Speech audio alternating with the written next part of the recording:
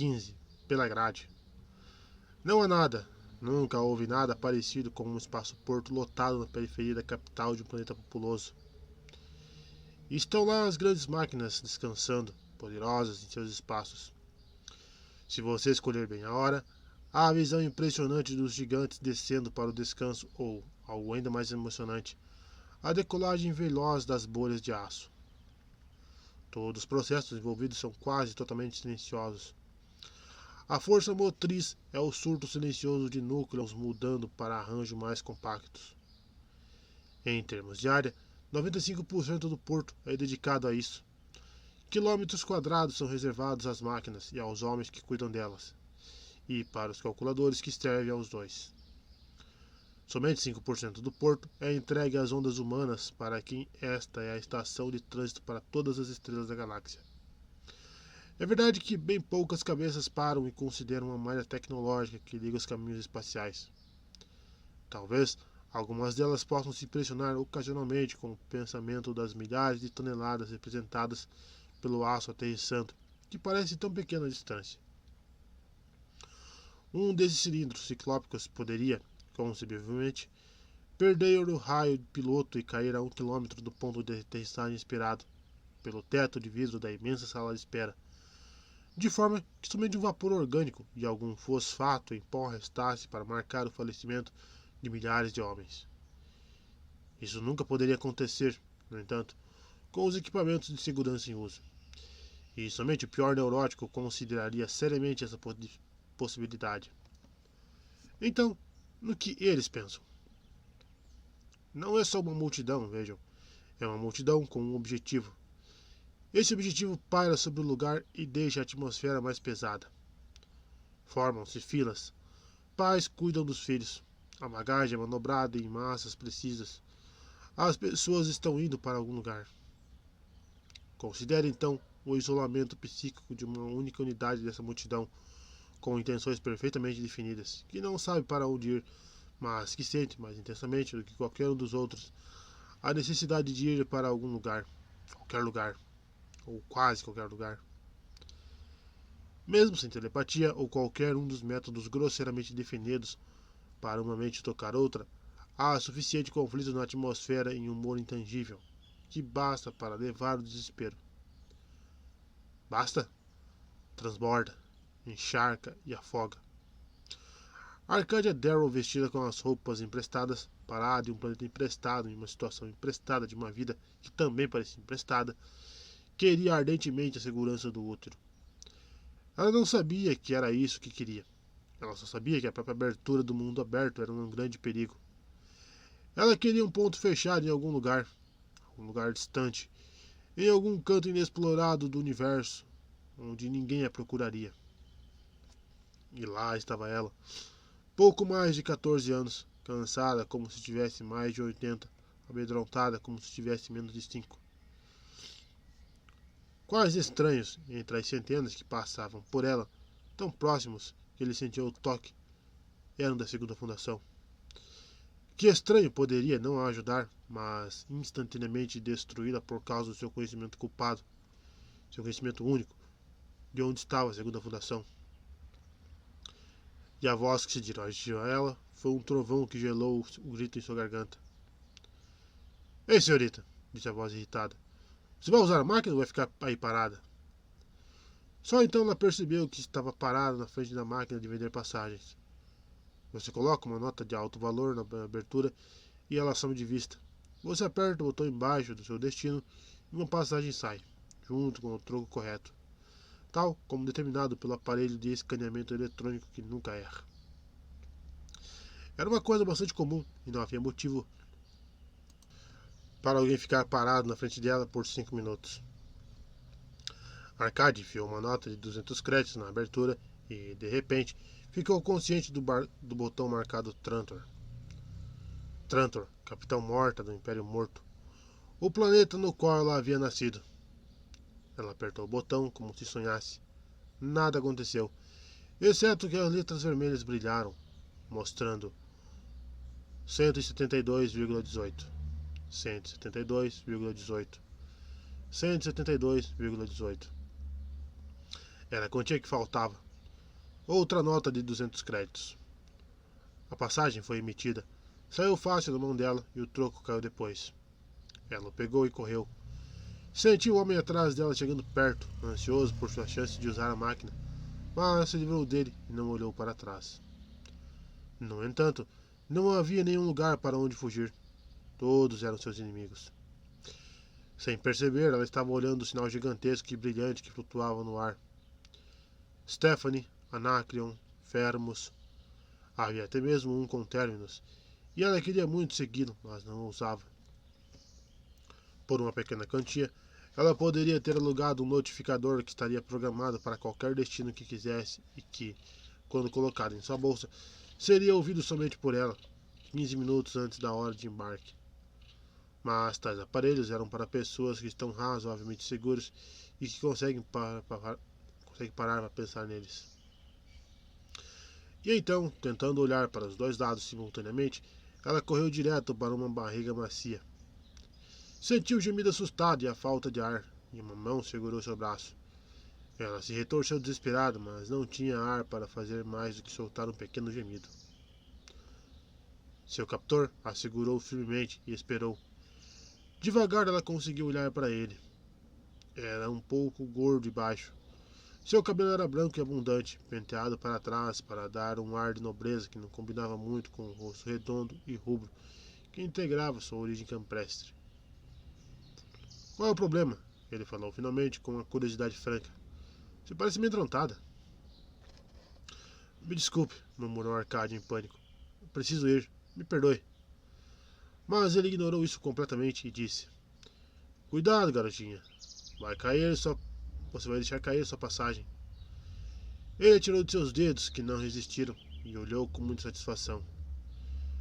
Eu imaginei, ele disse, e depois berrou com uma voz que parecia de um touro. Mama! A mulher estava quase instantaneamente a seu lado, um pouco mais baixa, um pouco mais redonda, um pouco mais vermelha. Ela enrolou uma mecha de cabelo grisalho e a enfiou embaixo de um chapéu fora de moda. Papa! Ela disse com voz reprovadora. Por que está gritando assim no meio da multidão? As pessoas ficam olhando como se fosse um louco. Acha que está na fazenda? Ela sorriu para a cara da Arcádia e acrescentou. Ele tem as maneiras de um urso. E bruscamente. Papa, solte a garotinha. O que está fazendo? Mas Papa simplesmente entregou a passagem para ela. Veja, falou. Ela está indo para Trantor. O rosto de Mama se iluminou. Você é de Trantor? Solte o braço dela, estou dizendo, Papa. A mulher deixou a mala lotada que estava carregando ao seu lado e forçou a Arcádia a se sentar com uma pressão gentil, mas inflexível. Sente-se, disse, e descanse um pouco os pés. Ainda vai demorar 1 hora para a nave sair e os bancos estão lotados com folgados dorminhocos. Você é de Trantor? Arcádia deu um longo suspiro e desistiu. Com a voz grave falou. Nasci lá. E Mama bateu palmas, feliz. Estamos aqui há um mês e até agora não tínhamos conhecido ninguém de lá. Isso é ótimo. Seus pais? Ela olhou ao redor. Não estou com meus pais, disse Arcádia, cuidadosa. Sozinha? Uma garotinha como você? Mama falou, misturando indignação e simpatia. Como pode?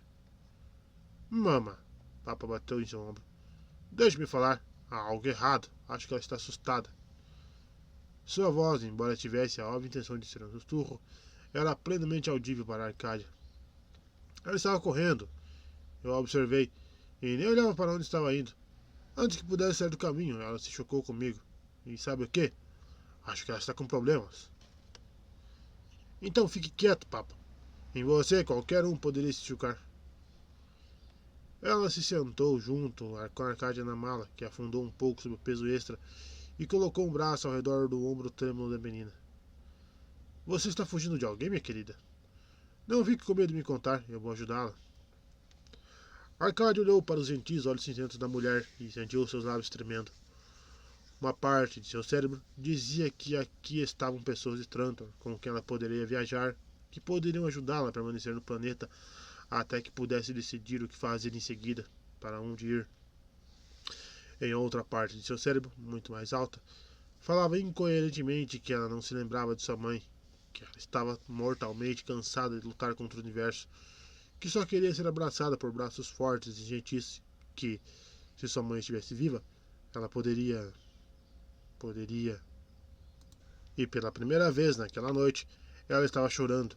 Chorando como um bebê e feliz por isso, agarrada ao vestido fora de moda e molhando-o por completo em um canto, enquanto braços macios a seguravam e uma mão gentil acariciava seu cabelo.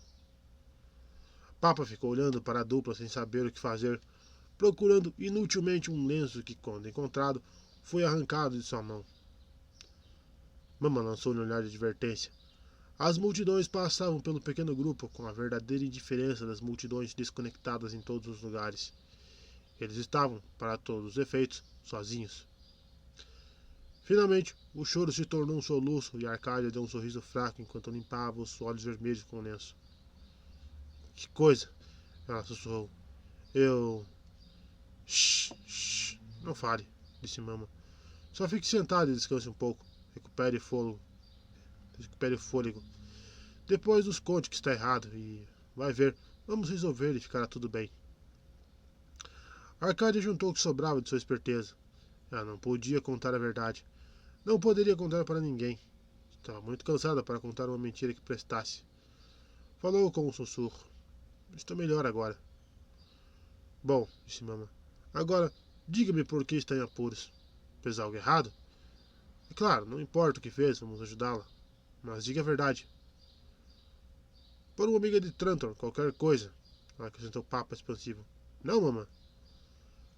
Calhe a boca, Papa, foi a resposta sem rancor. Arcade estava vasculhando sua bolsa. Isso, pelo menos, ainda era dela, apesar da rápida troca de roupas forçada nos aposentos de Lady Calha. Ela encontrou o que estava procurando e entregou à mama. Esses são os meus documentos, falou timidamente. Era um papel brilhante e sintético que lhe havia sido dado pelo embaixador da fundação no dia de sua chegada e que tinha sido assinado pelo funcionário calganiano apropriado. Era largo, rebuscado e impressionante. Mama olhou para ele sem entender e passou para a Papa, que absorveu seu conteúdo com um tremor impressionante. Você é da fundação? Ele perguntou. Sim, mas assim, Trantor. Veja que... Aham, parece que está tudo bem. Seu nome é Arcádia, certo? É um bom nome trantoriano. Mas onde está seu tio? Ah, que diz que você veio da companhia de Romir Moon, tio. Ele foi preso, disse Arcádia com voz triste. Preso? Disseram os dois ao mesmo tempo. Por quê? Ele fez alguma coisa? Não sei. O menino balançou a cabeça. Estávamos só visitando. Tio Romir tinha negócio a resolver com Lord Stat, mas... Ela não precisou se esforçar para fingir o calafrio. Era verdadeiro. Papa estava impressionado. Com Lord Stettin. Seu tio deve ser um homem importante. Não sei sobre o que era, mas Lord Stettin queria que eu ficasse. Ela estava lembrando as últimas palavras de Lady Calha, que tinham sido parte de uma peça interpretada para enganá-la. Como Calha, agora ela sabia, era uma especialista, a história poderia colar de novo. Ela fez uma pausa e Mama perguntou interessada. E por que você? Não tenho certeza. Ele queria jantar sozinho comigo, mas eu disse não. Porque queria que o teu Romir estivesse junto. Ele me olhou de um jeito estranho e ficou segurando meu ombro. A boca de Papa estava um pouco aberta, mas Mama ficou subitamente vermelha e brava. Quantos anos você tem, Arcádia? 14,5, quase. Mama deu um suspiro fundo e disse. É incrível que deixe esse tipo de pessoa viver. Os cães de rua são melhores. Você está fugindo dele, querida, não está? Arcádia sentiu. Papa, vá direto para informações e descubra exatamente quanta nave de Trantor estará no portão, disse Mama. Rápido! Mas Papa deu um passo e parou. Palavras metálicas estavam saindo fortes dos alto-falantes e 5.000 pares de olhos se voltaram assustados para cima. Homens e mulheres, disse a voz com força. O espaço-porto será vasculhado em busca de uma perigosa fugitiva e está cercado. Ninguém pode entrar ou sair. A busca será, no entanto, realizada rapidamente e nenhuma nave pousará ou deixará o lugar durante esse intervalo. Então ninguém perderá sua nave. Repito, ninguém perderá sua nave. A grade irá descer. Nenhum de vocês poderá se mover para fora do seu quadrado até que a grade seja removida, ou seremos forçados a usar nossos chicotes neurônicos. Durante 1 minuto ou menos, no qual a voz dominou o vasto domo da sala de espera do espaço-porto, a Arcádia não conseguiu se mover, como se todo o mal na galáxia tivesse se concentrado em uma bola e saltado sobre ela. Só podiam estar falando dela. Não era nem necessário formular a ideia. Mas por quê? Calha tinha armado sua fuga, e Calha era da segunda fundação. Por que então a busca agora? Calha tinha falhado? Calha podia falhar? Ou isso era parte do plano, cujas complicações ela não conseguia entender? Por um momento vertiginoso, ela quis pular e gritar que desistia, mas que ela iria com eles, Mas a mão de Mama estava em seu pulso. Rápido, rápido, vamos para o banheiro feminino antes que comece. Arcádia não entendeu. Ela simplesmente seguiu sem questionar. Elas se esgueiravam pela multidão, congelada em pequenos aglomerados, com a voz ainda retumbando em suas últimas palavras. A grade já estava descendo e Papa, com a boca aberta, olhava. Ele tinha ouvido e lido sobre a segunda fundação.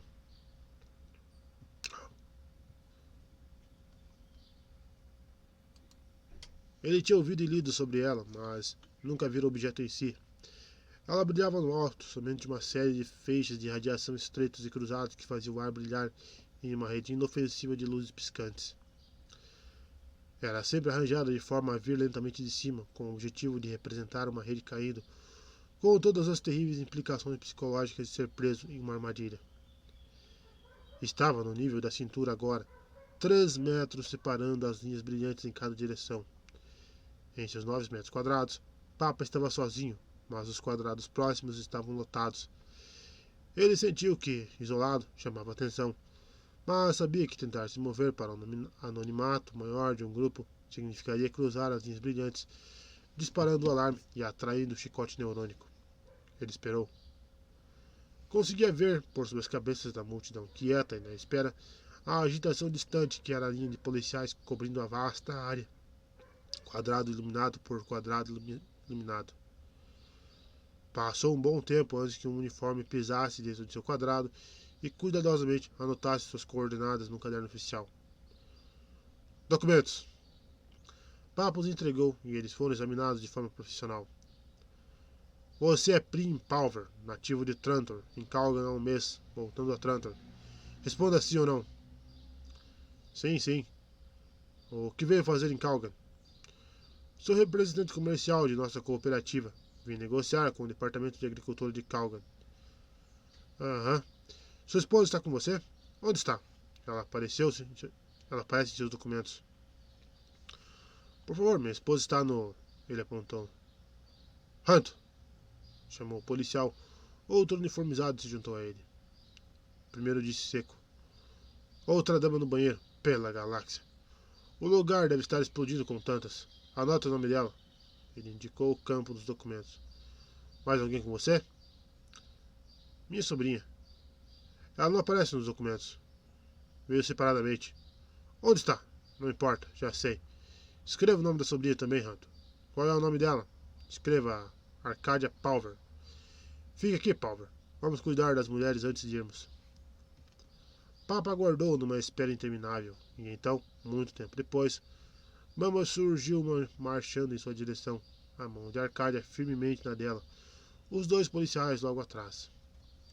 Eles entraram no quadrado de Papa e um deles disse: Essa velha barulhenta é a sua esposa? Sim, senhor, disse Papa apaziguador.